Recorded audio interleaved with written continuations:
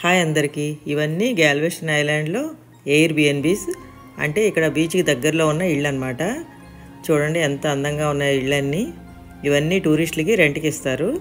మా పిల్లలు ఆన్లైన్లో బుక్ చేశారు. మనకి 2-3 రోజులకి రెంట్కి ఇస్తారనమాట. మనకి ఇల్లు ఇచ్చినప్పుడు ఎంత నీట్గా ఉంటుందో మనం ఇల్లు ఖాళీ చేసినప్పుడు కూడా అంత నీట్గా తిరిగి ఇవ్వాలి.